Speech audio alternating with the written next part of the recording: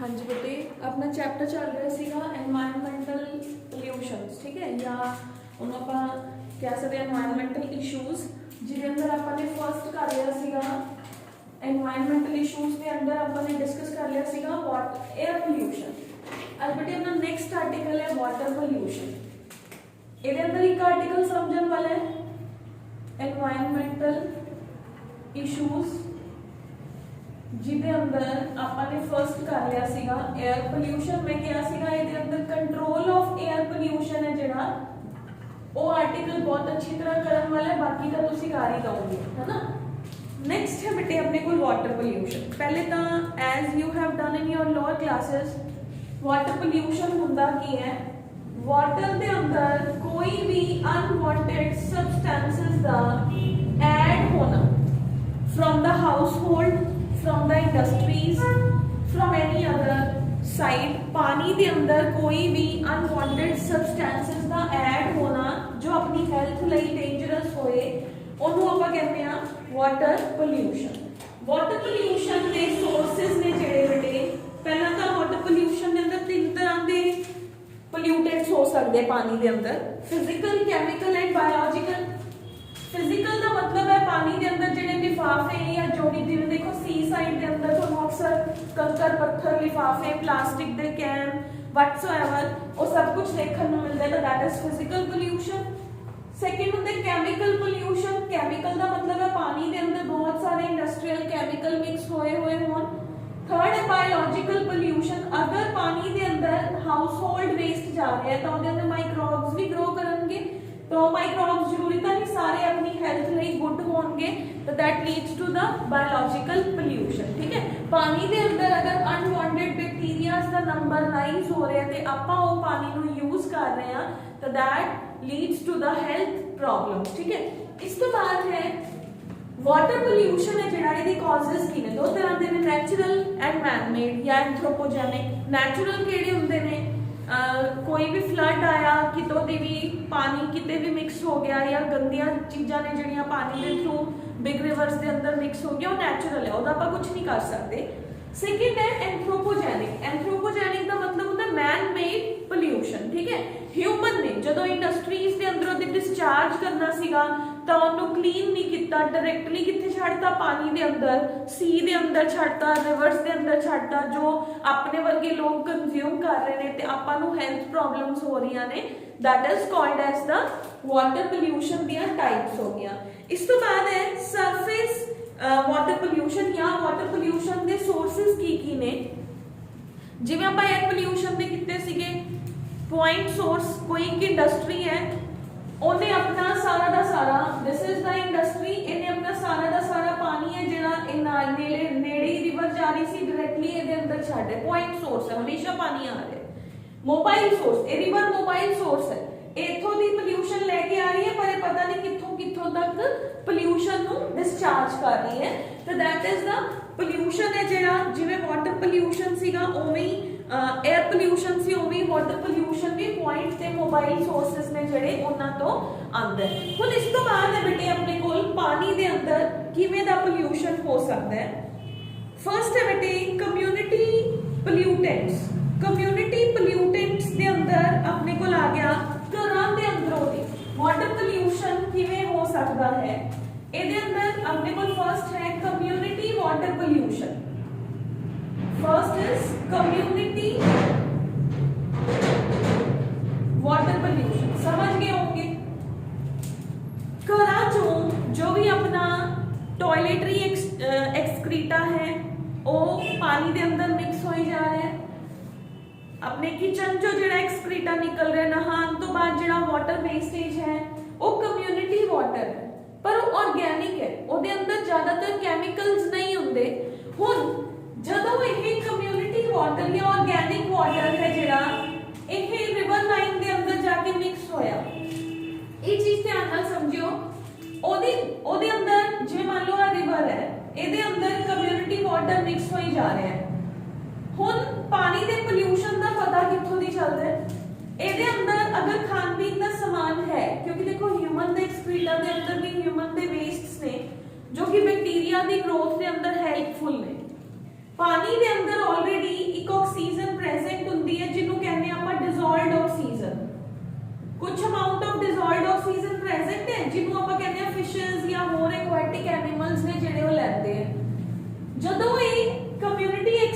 कचरा घरां चों आया ते ये रिवर लाइन के अंदर मिक्स हो गया तो ये अंदर बैक्टीरियल पॉपुलेशन का काउंट राइज हो गया।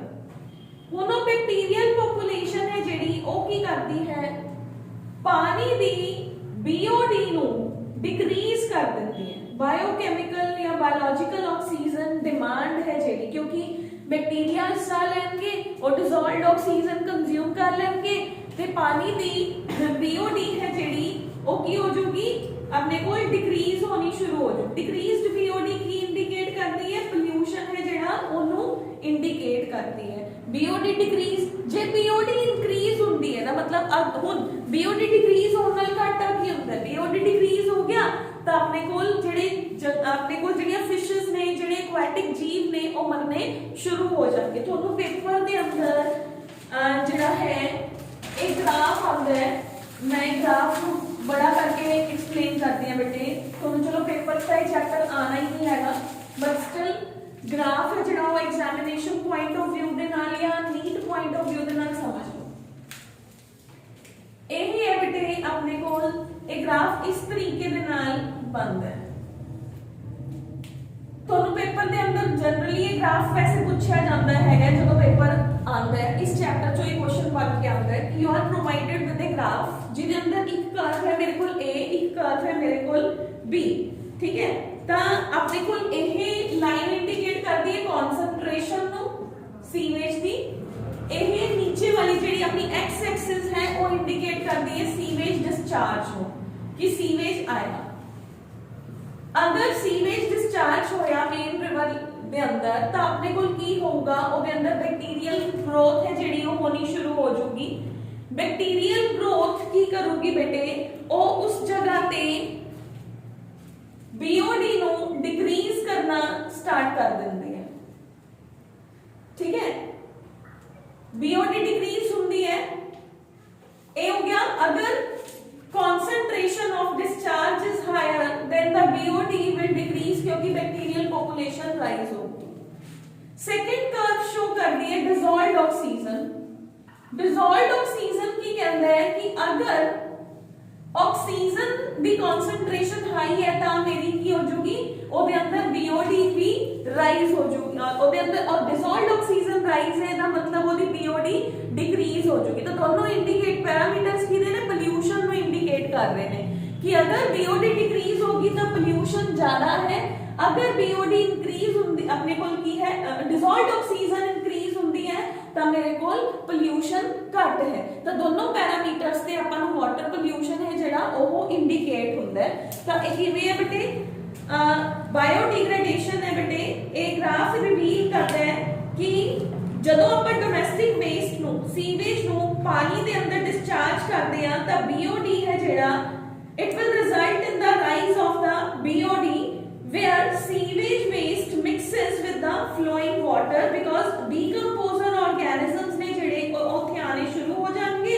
ते ओदी डिसॉल्व्ड ऑक्सीजन है जेड़ी वो डिक्रीज होनी शुरू हो जाएगी, जिदे नाल जो भी फिशेस ने एक्वाटिक ऑर्गेनिजम्स ने उन्हां दी डेथ होनी शुरू हो जाएगी। तुहानू पेपर दे अंदर पूछा जाता है कि ग्राफ ए जेड़ा ग्राफ है इहदे अंदर कर्व A ते कर्व B है जेड़े ओ की इंडिकेट कर रहे हैं, ठीक है। जे डिसॉल्व्ड ऑक्सीजन ज्यादा है पानी दे अंदर एदा मतलब पोल्यूशन दा लेवल घट है, ओदे अंदर बायोडिग्रेडेशन वाले बैक्टीरियाज दी ग्रोथ नहीं हुई। जे BOD डिक्रीज है तो ये की इंडिकेट कर रहे हैं BOD जेड़ा है अपने कोल की हो रहा है BOD इंक्रीज होई जा रहा है। This is the increased level of BOD, this is the decreased. J BOD decrease होंदा तो डिसॉल्व्ड ऑक्सीजन राइज हो जाता है, अगर BOD इंक्रीज होंदा तो डिसॉल्व्ड ऑक्सीजन डिक्रीज हो जाता है। तो ये दोनों एक दूसरे दे कॉन्ट्राडिक्टरी फैक्टर्स ने, ठीक है बेटे। तो ये बहुत बहुत बहुत इंपॉर्टेंट है। तो ये ग्राफ है जेड़ा इहनू समझना जरूरी है। हुण अपने कोल है बेटे पानी दी क्वालिटी नू किवें डिटरमिन कर सकदे हो। पानी दी क्वालिटी नू डिटरमिन करन लई आपां ओदे अंदर जेड़ी बैक्टीरियल काउंट्स ने उन्हां दे थ्रू दस सकते हैं कि पानी पीन लायक है या पानी पीन लायक नहीं है।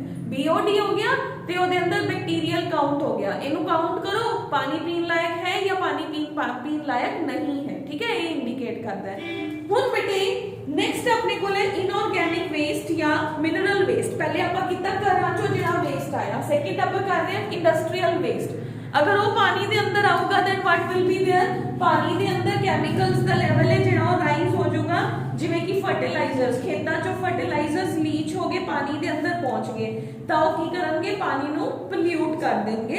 हुण अपने कोल दो डेफिनेशंस आ रही ने बेटे, अपने कोल important examination point of view दे नाल तुसीं पहले भी कीतियां होईयां लोअर क्लासेस दे अंदर। फर्स्ट डेफिनेशन है बायोमैग्निफिकेशन, सेकेंड डेफिनेशन है बेटे यूट्रॉफिकेशन।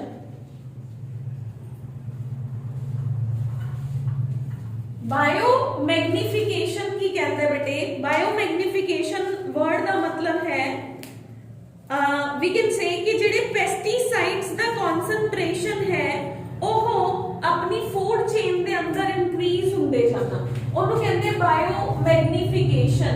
फॉर एग्जांपल अपने को क्या आ गया, बायोमैग्निफिकेशन वर्ड का मतलब है, मैं फूड चेन के थ्रू इंडिकेट करती हूं, एक ग्रास है या कोई भी लैंड है जिसके ऊपर कोई क्रॉप है, ਉਹਦੇ ऊपर पेस्टिसाइड ਦਾ स्प्रे होया, इस पेस्टिसाइड ਨੂੰ ਇੱਕ रैबिट ने खाया डे 1 ਦੇ ਅੰਦਰ, ਉਹਦੀ ਬੋਡੀ 'ਚ ਦੀ ਕਨਸੈਂਟ੍ਰੇਸ਼ਨ ਗਈ 0.1, इस रैबिट ਨੂੰ ਹਜੇ ਕਿਸੇ ਨੇ ਨਹੀਂ ਖਾਇਆ, फिर बेचारा हजे मरिया नहीं, सेकंड डे फिर खा गया 0.1, थर्ड डे फिर खा गया 0.1, सपोज आप एक हफ्ता इनू खवांदे रहे, प्लस कर लो, ठीक है 1 हो गया, 1 ग्राम मैं मान लिया, 1 मिलीग्राम तो शुरू हुए 1 ग्राम तक आ गई लेट्स से।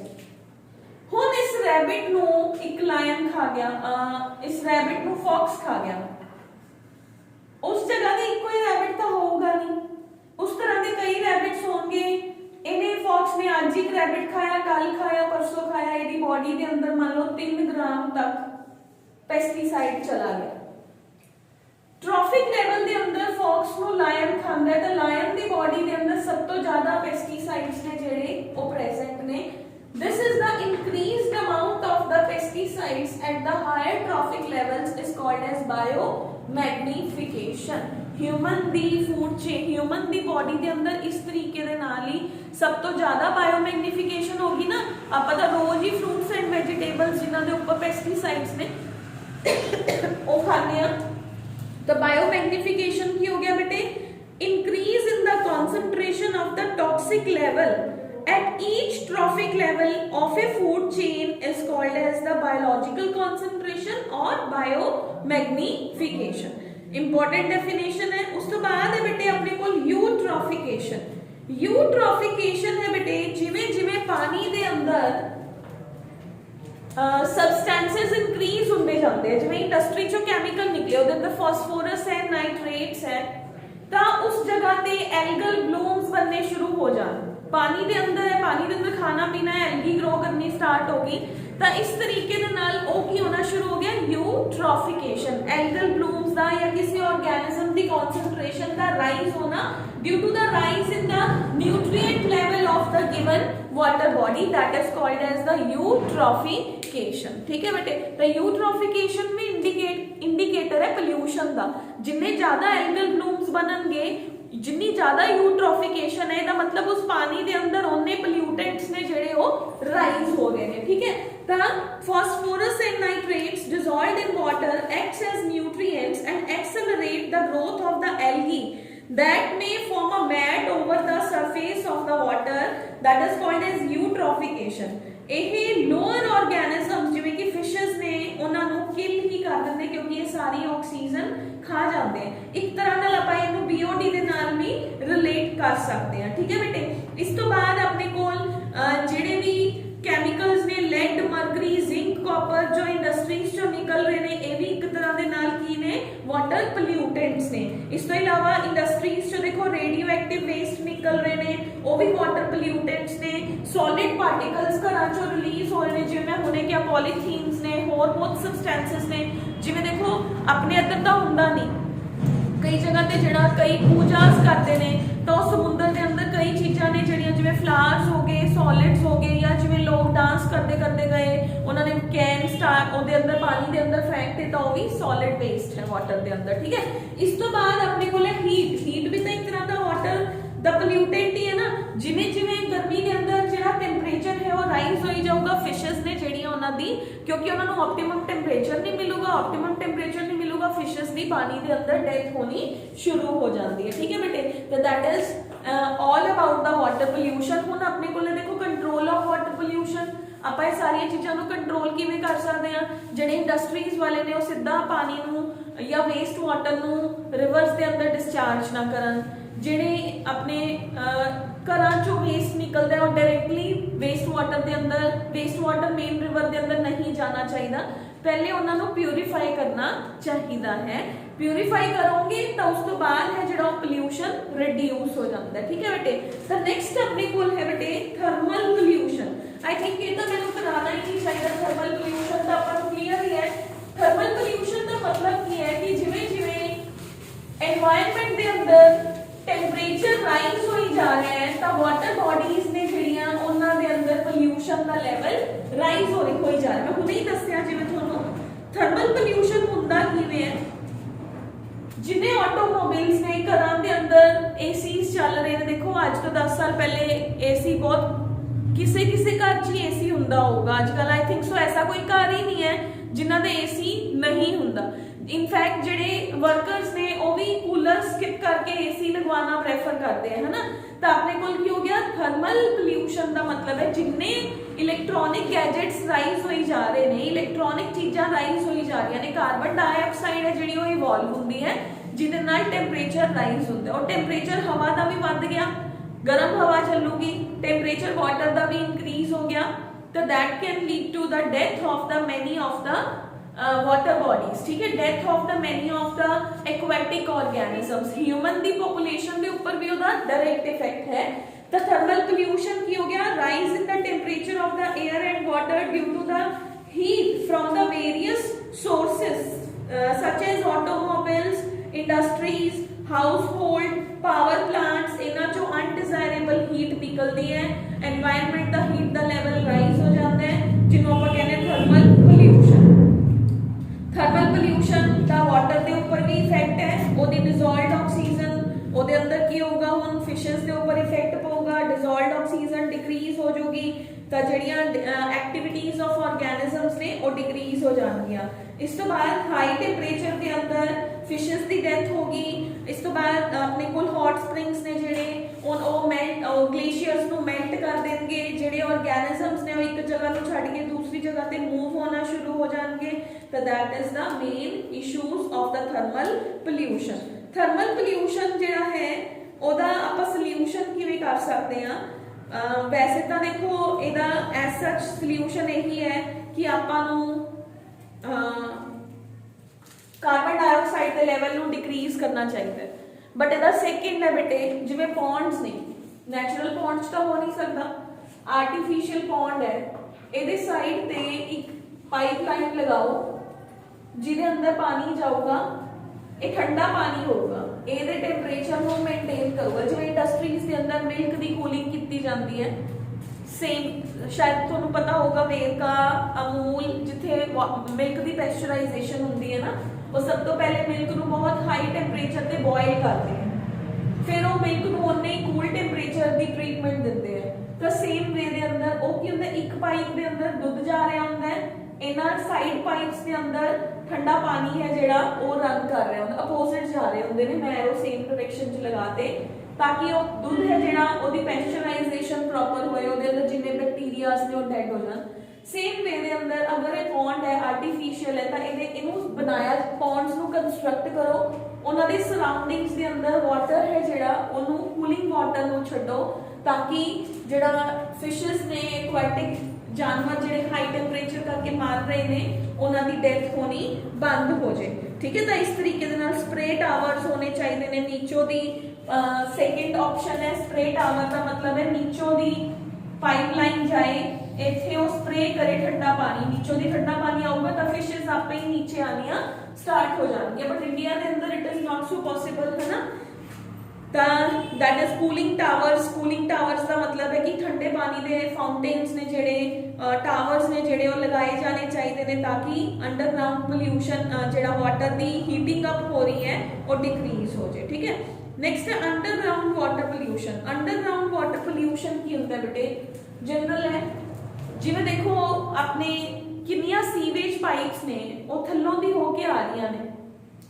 मान लो कोई पाइप थोड़ी बहुत लीक हो रही है, तो लीक हो रहे होके की कर रही है सीवेज जिहड़ा है वो अंडरग्राउंड पानी दे नाल भी मिक्स हो रहा है। तो इसदा मतलब अंडरग्राउंड वाटर है जिहड़ा ओदे अंदर भी पोल्यूशन है जिहड़ा वो राइज हो रहा है। तो that is the underground water pollution. कई सिटीज के अंदर या आप ये कह सकते हैं इंडस्ट्रीयल एरिया के अंदर जिहड़ा अंडरग्राउंड वाटर है वो भी प्योर नहीं है, क्योंकि वो अंदर भी इन्फ्यूजन हो जाती है फील्ड्स के थ्रू या ਜਿਹੜੀਆਂ ਇੰਡਸਟਰੀਅਲ ਪਾਈਪਲਾਈਨਸ ਨੇ ਉਹਨਾਂ ਦਾ ਪਾਣੀ ਨੀਚੇ ਵੀ ਮਿਕਸ ਹੋ ਜਾਂਦਾ ਹੈ। Marine water pollution, marine water pollution ਕੀ ਹੁੰਦਾ ਬੇਟੇ, ਜਿਵੇਂ ਦੇਖੋ ਸਮੁੰਦਰਾਂ ਦੇ ਰਾਹੀਂ ਬਹੁਤ ਸਾਰੀਆਂ, ਜਿਵੇਂ ਆਪਾਂ ਇੱਕ ਐਗਜ਼ਾਮਪਲ ਲੈਂਦੇ ਆ, ਇੰਡੀਆ ਦੇ ਅੰਦਰ ਆਇਲ ਪ੍ਰੋਡਕਸ਼ਨ ਘੱਟ ਹੁੰਦੀ, ਕਰੂਡ ਆਇਲ, ਜਾਂ ਆਪਾਂ ਕਹਿ ਸਕਦੇ ਹਾਂ ਕਿ ਜਿਹੜੀਆਂ ਅਰੇਬਿਕ ਕੰਟਰੀਜ਼ ਨੇ, ਦੁਬਈ ਹੋ ਗਿਆ, ਉਧਰੋਂ ਦੀ ਆਉਂਦਾ ਆਪਣੇ ਪੈਟਰੋਲ, ਕਰੂਡ ਆਇਲ, ਪੈਟਰੋਲ ਨਹੀਂ ਕਹਿ ਸਕਦੇ, ਕਰੂਡ ਆਇਲ, ਉਹਦੇ ਚੋਂ ਆਪਣੇ ਆਪ ਐਕਸਟ੍ਰੈਕਸ਼ਨ ਹੁੰਦੀ ਹੈ, ਆਪਣੇ ਕੋਲ ਇੰਡਸਟਰੀਜ਼ ਨੇ।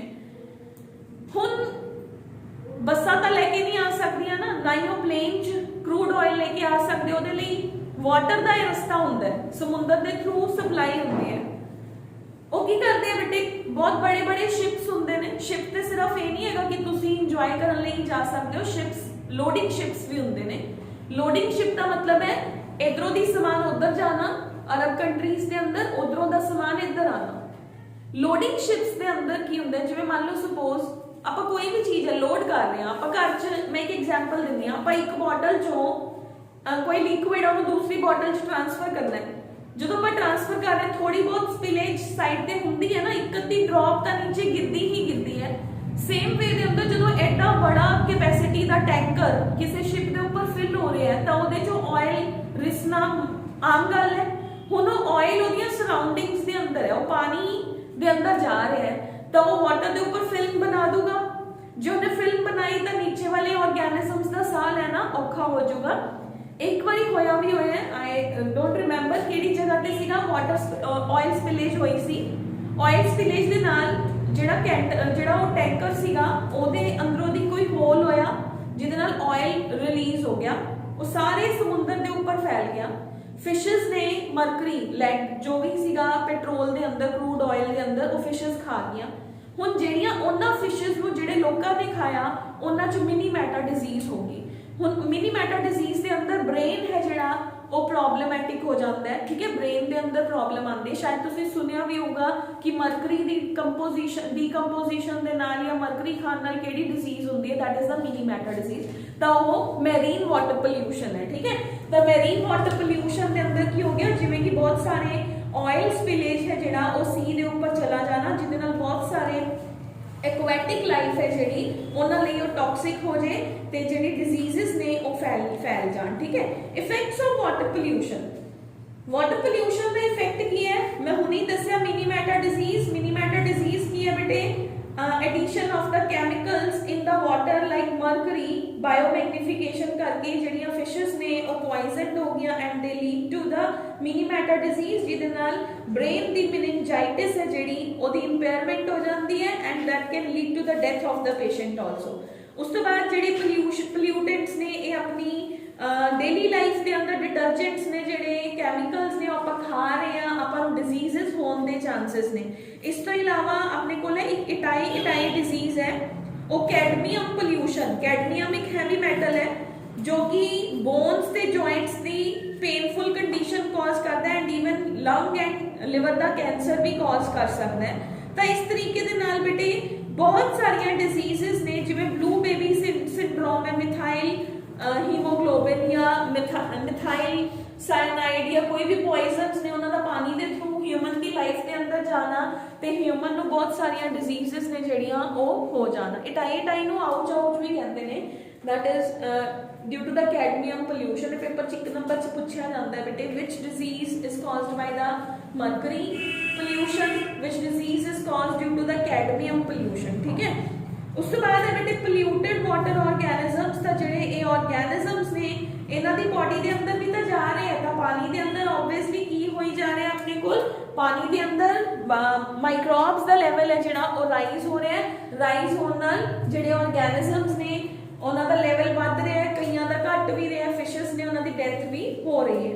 ਉਸ ਤੋਂ ਬਾਅਦ ਇਹ ਕੰਟਰੋਲ ਆਫ ਵਾਟਰ ਪੋਲਿਊਸ਼ਨ ਕਿਵੇਂ ਕੰਟਰੋਲ ਕਰ ਰਹੇ ਆ, ਮੈਂ ਪਹਿਲੇ ਹੀ ਦੱਸਤਾ ਕਿ ਵਾਟਰ ਦਾ ਪਹਿਲੀ ਗੱਲ ਤਾਂ ਜਿਹੜਾ ਆਪਾਂ ਪੜਿਆ ਹੋਇਆ ਸੀਵੇਜ ਵਾਟਰ ਟ੍ਰੀਟਮੈਂਟ, ਅਗਰ ਉਹ ਘਰਾਂ ਦਾ ਸੀਵੇਜ ਹੈ ਤਾਂ ਉਹਨੂੰ ਪਹਿਲਾਂ ਟ੍ਰੀਟ ਕਰੋ, ਪ੍ਰਾਇਮਰੀ ਸੈਕੰਡਰੀ ਟਰਸ਼ਰੀ ਟ੍ਰੀਟਮੈਂਟ ਦਿਓ, ਫਿਰ ਉਸ ਤੋਂ ਬਾਅਦ ਉਸ ਪਾਣੀ ਨੂੰ ਜਿੱਥੇ ਵੀ ਤੁਸੀਂ ਰਿਵਰ 'ਚ ਛੱਡਣਾ ਹੈ ਰਿਵਰ 'ਚ ਛੱਡੋ। ਮਤਲਬ ਹਰ ਇੰਡਸਟਰੀ ਲਈ ਵਾਟਰ ਦਾ ਟ੍ਰੀਟਮੈਂਟ ਹੋਣਾ ਜ਼ਰੂਰੀ ਹੈ, ਠੀਕ ਹੈ।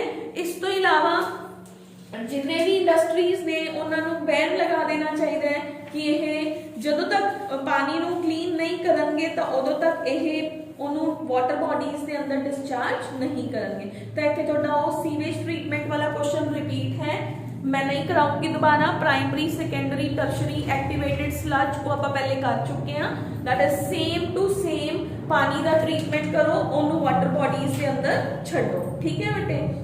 इस तो अगला पोल्यूशन है बेटे सॉइल पोल्यूशन। वाटर पोल्यूशन हो गया, next we have is the soil pollution. Soil pollution की हुंदा है, क्यों हुंदा है? सॉइल पोल्यूशन का रीजन तो एक तो हो गया जिहड़ा आपां वाटर च पढ़ के आए हैं, पेस्टिसाइड्स सॉइल के अंदर जा रहे हैं, सॉइल की फर्टिलिटी को डिक्रीज कर रहे हैं। सैकेंड सॉइल पोल्यूशन का रीजन की है, जो आप पेड़ उखाड़ के इंडस्ट्रीज बना रहे हैं, जिहड़ी सॉइल की अपर लेयर है पानी के नाल बह के जा रही है, that leads to the soil pollution. सौखा जिहा पोल्यूशन है। तो सॉइल पोल्यूशन की है बेटे, सॉइल के अंदर मिनरल्स, सॉइल जो मिनरल्स का रिमूव होना, सॉइल की प्रोडक्टिविटी नु डिक्रीज, सॉइल की प्रोडक्टिविटी दा डिक्रीज होना, जिहदे नाल सॉइल की क्वालिटी ते क्वांटिटी दोनों डिक्रीज हो जान, ओनू आपां कहंदे आ soil pollution. That is the addition of the, we can say chemicals in the soil और addition of the pesticides in the soil. First addition of chemicals भी कहंदे आ इन द सॉइल। ਜਿਹੜੇ ट्रीज ने उन्होंने डिग्रेडेशन करना, trees ਨੂੰ ਉਖਾੜਿਆ ਜਾਣਾ, ਜੋ ਸੋਇਲ ਦੀ ਟੌਪ ਮੋਸਟ ਫਰਟਾਈਲ ਲੇਅਰ ਨੂੰ ਬਹਾ ਕੇ ਲੈ ਜਾਣਗੇ, ਤਾਂ ਜਿਹਦੇ ਨਾਲ ਸੋਇਲ ਪੋਲਿਊਸ਼ਨ ਹੁੰਦਾ। ਸੋਇਲ ਪੋਲਿਊਸ਼ਨ ਦੇ ਰੀਜ਼ਨਸ ਬਹੁਤ ਸਾਰੇ ਨੇ। For example chemicals, pesticides, manures, fertilisers, radioactive waste from the industries, degraded waste ਜਿਹੜੇ ਘਰਾਂ ਚੋਂ ਤੁਸੀਂ ਕੱਪੜੇ ਫालतू ਬਾਹਰ ਸਿੱਟ ਦਿੰਦੇ ਹੋ, फूड आर्टिकल्स ने, लिफाफे ने, पॉलीथीन्स ने, वो कित्थे जा रहे हैं? वो सॉइल च जा रहे हैं ना। तो that is the, this is the pollution. ये की करदा है? ये सॉइल दे अंदर, सॉइल दी लेयर दा वेस्ट हुंदी ही हुंदी है, प्लस सॉइल दे अंदर जो जरूरी जीव सीगे वो भी तो मर जाएंगे ना, क्योंकि ये केमिकल्स जो अंदर जाएंगे ये बहुत ज्यादा टॉक्सिक मेटाबोलाइट्स रिलीज करेंगे, जिहदे नाल सॉइल दे अंदर प्रेजेंट इंपॉर्टेंट माइक्रोब्स ने जिहड़े उन्हां दी भी डेथ हो जाऊगी, ठीक है बेटे। तो that is the soil pollution. Types of soil pollution दो तरह का है। We have is the positive soil pollution and negative soil pollution. Positive soil pollution तो है जो आप अपनी मर्जी नाल कर रहे हैं। पॉजिटिव मतलब तुसी केमिकल्स ऐड कर रहे हो, सॉइल दी कैपिलरी एक्शन ਨੂੰ ਰਿਡਿਊਸ ਕਰ ਰਹੇ ਹੋ, ਸॉइल ਦੀ ਜਿਹੜੀ ਆਪਣੇ ਕੋਲ ਵਿੰਡਸ ਨੇ ਉਹ ਚੱਲ ਰਹੀਆਂ ਨੇ, that is the positive kind of the soil pollution, ਜਿਹਦੇ ਨਾਲ ਸॉइल ਦੀ ਪ੍ਰੋਡਕਟਿਵਿਟੀ ਡਿਕਰੀਜ਼ ਹੋ ਜੇ, ਠੀਕ ਹੈ। 네ਗੇਟਿਵ ਸॉइल पोल्यूशन ਜਿਹਦੇ ਨਾਲ ਸॉइल ਦੀ ਆਪਾਂ ਇਹ ਕਹਿ ਸਕਦੇ ਹਾਂ ਕਿ ਤੁਸੀਂ ਸॉइल ਦੇ ਅੰਦਰ ਜਾਣਬੁੱਝ ਕੇ ਕੈਮੀਕਲਸ ਪਾ ਰਹੇ ਹੋ, ਜਿਹਦੇ ਨਾਲ ਸॉइल ਦੀ ਫਰਟੀਲਿਟੀ ਲੰਬੇ ਟਾਈਮ ਤੱਕ ਹੀ ਡਿਕਰੀਜ਼ ਹੋ ਜਾਂਦੀ। ਇੱਕ ਤਾਂ ਹੋ ਗਿਆ ਇੰਡਸਟਰੀਜ਼ ਨੇ ਐਡ ਕੀਤਾ, ਦੂਜਾ ਤੁਸੀਂ ਆਪੇ ਹੀ ਐਡ ਕਰਤਾ, ਠੀਕ ਹੈ। ਹੁਣ ਇਹ ਪੋਲਿਊਸ਼ਨ ਹੁੰਦਾ ਕਿਵੇਂ ਹੈ? ਫਸਟ ਆਪਣੇ ਕੋਲੇ ਬੇਟੇ ਜਿਵੇਂ ਤੁਸੀਂ ਪ੍ਰਾਇਮਰੀ ਲੈਵਲ ਤੇ ਪੋਲਿਊਟੈਂਟਸ ਆਏ, ਪ੍ਰਾਇਮਰੀ ਲੈਵਲ ਤੇ ਪੋਲਿਊਟੈਂਟਸ ਕਿਹੜੇ ਨੇ? ਘਰਾਂ ਚੋਂ ਪਲਾਸਟਿਕ ਆ ਗਿਆ, पॉलीथीन्स आ गए, वो सॉइल चले गए। सेकेंडरी लेवल की है, खेतों चो आ गया। टर्शरी लेवल की है, इंडस्ट्रीज चो भी वेस्ट ने जेडे वो सॉइल के अंदर एड ऑन होने स्टार्ट हो गए, ठीक है। जिवें कि E waste, electronic waste. For example देखो तुसी कदे भी जिवें आपां रोड साइड तो जा रहे हैं, किसी जगह ते तुसी रस्ते च बहुत बार देखिया होना है, पुरानी कार है या पुरानी जीप है, बस है, वो एवें पए हुंदे, उन्हां दा कोई काम भी नहीं हुंदा। That is the e waste. ਜਿਹੜੇ ਆਪਣੇ ਲੋਹਾ ਫालतू ਪਿਆ ਉਹਨੇ ਲੈਂਡ ਨੂੰ ਵੀ ਤਾਂ ਕਵਰ ਕਰ ਰੱਖਿਆ, ਉਹ ਲੈਂਡ ਨੂੰ ਆਪਾਂ ਯੂਜ਼ ਤਾਂ ਨਹੀਂ ਕਰ ਰਹੇ ਹੈਗੇ ਨਾ।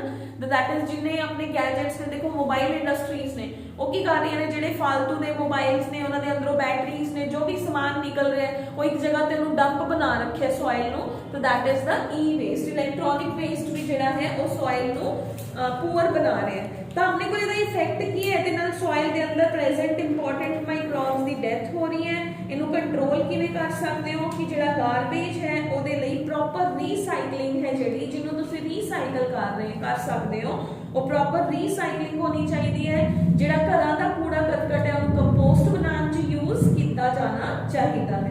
Control of soil and landscape pollution, control ਕਿਵੇਂ ਕਰ ਸਕਦੇ ਹੋ ਤੁਸੀਂ, ਜਿੰਨੇ ਵੀ ਤੁਹਾਡੇ ਜੋ ਮੈਂ ਸਿੰਪਲ ਵੇ ਦੇ ਅੰਦਰ ਦੱਸ ਦਿੰਦੀ ਆ, 2-3 ਤਰੀਕੇ 4 ਤਰੀਕੇ ਯੂਜ਼ ਕਰ ਰੀਸਾਈਕਲਿੰਗ। ਜਿਹੜਾ ਕੱਪੜਾ ਹੈ, ਪੇਪਰ ਨੇ ਜਾਂ ਜੋ ਫਲਾਂ ਸਬਜ਼ੀਆਂ ਦੇ ਛਿਲਕੇ ਨੇ, ਤੁਸੀਂ ਲੈਂਡ ਫਿਲਿੰਗ ਕਰ ਦੋ, ਕੰਪੋਸਟਿੰਗ ਹੋ ਜੂਗੀ, ਖਾਦਾਂ ਬਣ ਜਾਣਗੀਆਂ।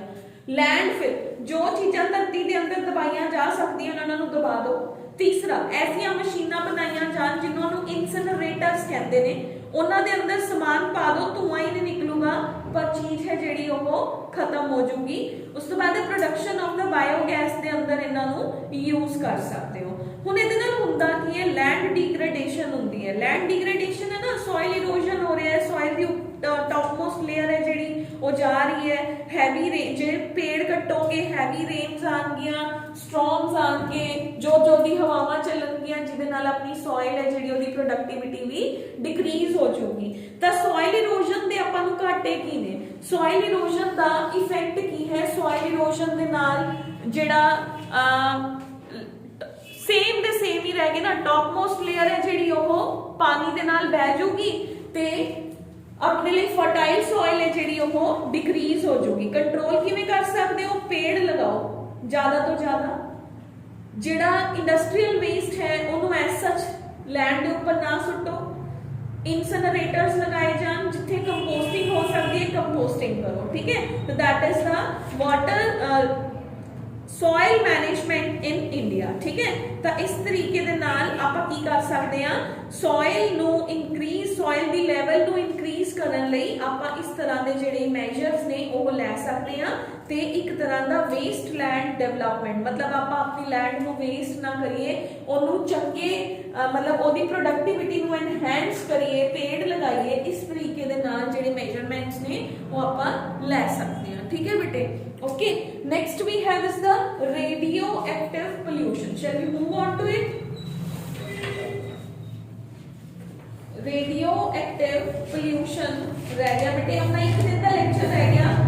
Most probably radioactive pollution and noise pollution रह गया, plus वही थोड़ा सेम आ जाएगा, global warming, greenhouse effect and ozone depletion, ठीक है। छोटे छोटे आर्टिकल्स ने, एसिड रेन पहले हो भी चुके ने, हुण दोबारा हो जाएंगे, ठीक है।